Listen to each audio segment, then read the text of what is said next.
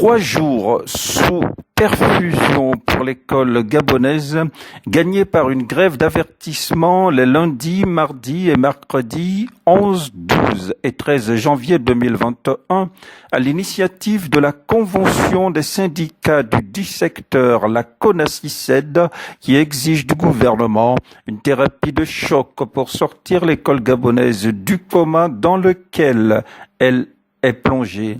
Décision prise à l'issue d'une assemblée générale organisée à Libreville du côté de l'école publique d'Awendje. C'était le samedi 10 janvier 2021.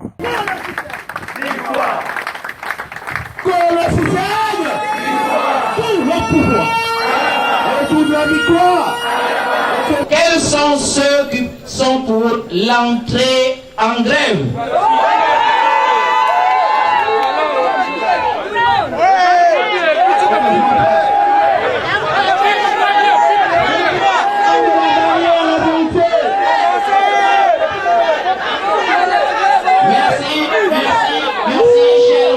Les chiens ont été lâchés à la suite du retour en demi-teinte du gouvernement face aux préoccupations contenues dans le cahier de revendications de la Convention nationale des syndicats du secteur éducation CONACYCED, dont certains points cruciaux nous sont livrés par son délégué administratif Joël Ndiengi.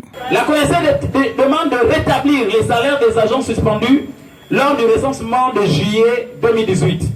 Et payer les arriérés dus.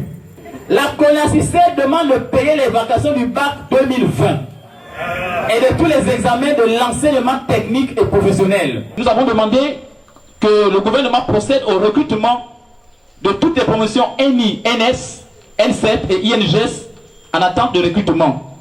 S'agissant du plan de carrière des agents et la formation, la CONACYCED a demandé à ce que les concours internes d'entrée à l'ENI et à l'ENS, attendus depuis 2014, soient organisés.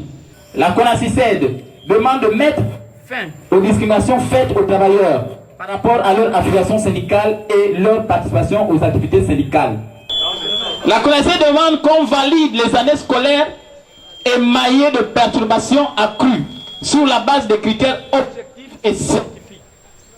Nous savons que il y a plusieurs années qui ont été validées, mais quand nous-mêmes on voit, ça ne méritait pas d'être validé. Et là, le gouvernement dit, réflexion profonde à mener. Donc, ils vont y réfléchir. Un retour d'infos infructueux qui a attisé la colère, déclencheur de la mise en ordre de bataille des enseignants. On arrête, qu'ils règlent tous les problèmes et après, on commence dans des meilleures conditions les cours. Je vous remercie. Merci, camarades, nous avons. Est-ce qu'il n'y a pas de problème sur cette assemblée générale? Rien de concret ne nous est présenté. Toute théorie qui ne mène à aucune pratique n'est que illusoire, n'est que vue de l'esprit. Il est donc important que nous prenions nos responsabilités. Quand à côté les petits Français suivent une logique normale dans notre pays, et même pour ça, nous ne pouvons pas dire non au gouvernement, nous avons des problèmes. Alors que chacun de nous se lève, que chacun de nous appelle ses frères, sœurs, collègues qui sont à l'intérieur du pays pour que nous prenions une décision ensemble et que cette décision, nous la maintenions jusqu'au bout. Nous avons demandé au gouvernement, le 8 décembre, lorsque nous avons rencontré le directeur de cabinet du ministre de l'Éducation nationale, qu'il fallait un arrêté qui encadrait les négociations. Cet arrêté n'a pas été pris. Nous avons demandé la présence d'un représentant de la primature, sachant très bien que c'est la primature qui coordonne l'action gouvernementale.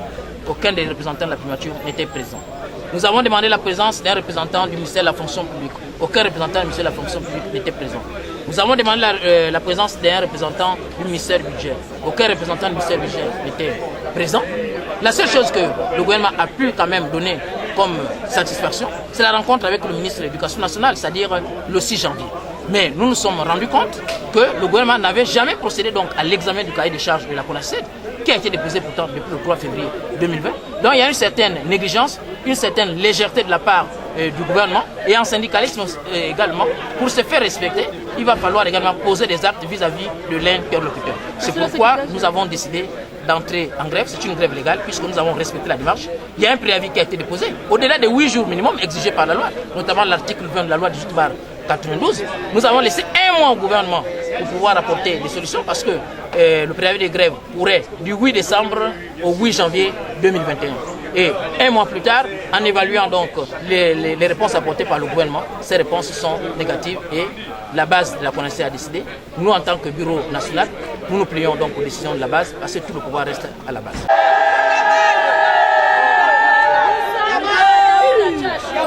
Une assemblée générale qui a été mise à profit pour également faire dans le prosélytisme syndicaliste qui a notamment permis à la CONACIC de numériquement renforcer ses rangs.